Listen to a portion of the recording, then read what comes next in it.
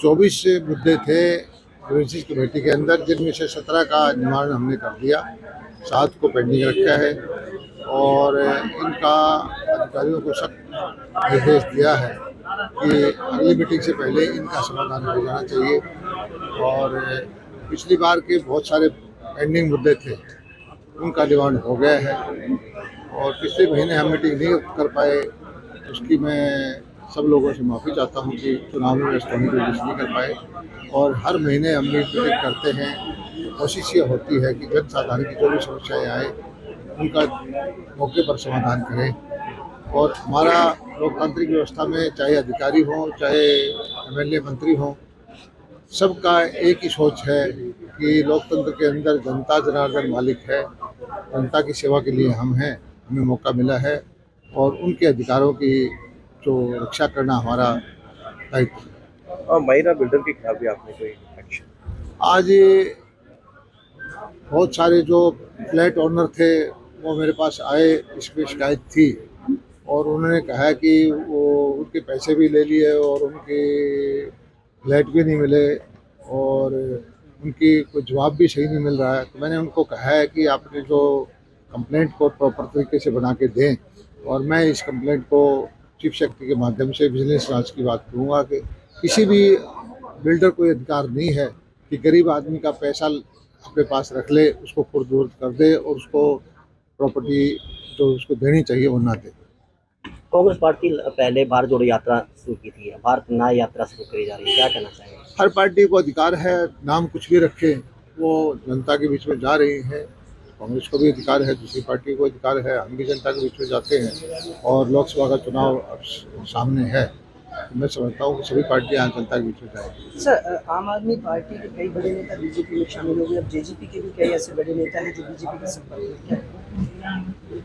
चुनाव का जब मौसम आता है तो कुछ लोग इधर उधर होते ही है और चुनाव लड़ने वाले लोग, ये मौसम जो है इसमें नेता हो रहे हैं, देखते हैं किस कौन कहाँ जाता है। लेकिन असली जो है चाबी जो जनता के हाथ में है कि वो किसको आशीर्वाद देती है। हमें भरोसा है कि 2024 के चुनाव में, लोकसभा के चुनाव जो आने वाला है, उसमें मोदी जी के बारे में जनता ने फैसला करा। तो आज हम अपनी शिकायत, हमारी शिकायत मायरा होम्स 104 प्रोजेक्ट से रिलेटेड है।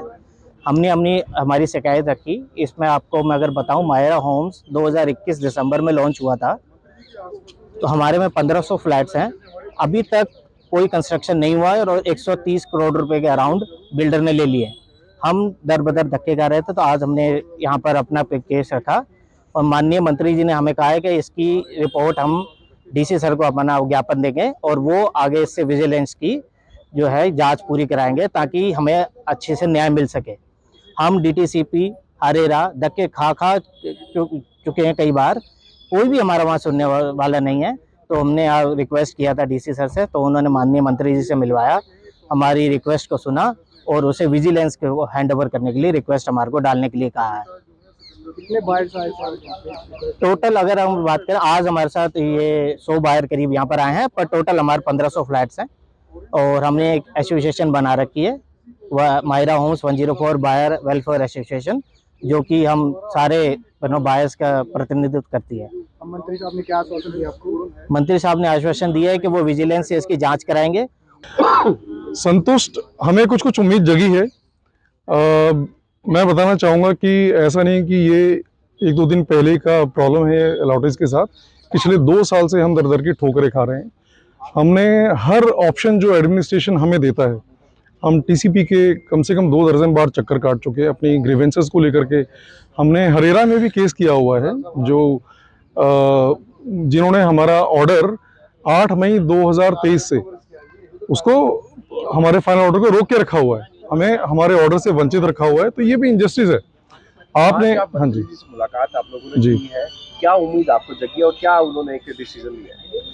जी, यही एक फोरम बचा था जो गुड़गांव डिस्ट्रिक्ट ये कंज्यूमर रिड्रेसल फोरम है, जहां पर हम नहीं आए थे और हमें पता चला कि यहाँ पे जो हियरिंग होती है, इसमें इनका जो ऑर्डर है वो काफ़ी लीगली बाइंडिंग होता है। तो हम यहाँ पर आए और अपनी पूरी ग्रीवेंसेस हमने सुनाई जेपी दलाल साहब को और उन्होंने सुनी अच्छी तरह और हमें एश्योर किया कि भाई आप जो है अपना मैटर हमें रिटर्न दीजिए और हम विजिलेंस कमीशन से इस पे इंक्वायरी करवाएंगे और जो भी गिल्टी है उसके अगेंस्ट FIR होगी और आगे जो भी हम कार्रवाई चाहते हैं, जो भी हमारे हित में है, वो काम किया जाएगा, ऐसा हमें एश्योरेंस दिया है। अब इसमें समय ही बताएगा कि इस बात में कितनी सच्चाई है और हमें उम्मीद इन्हीं से है कि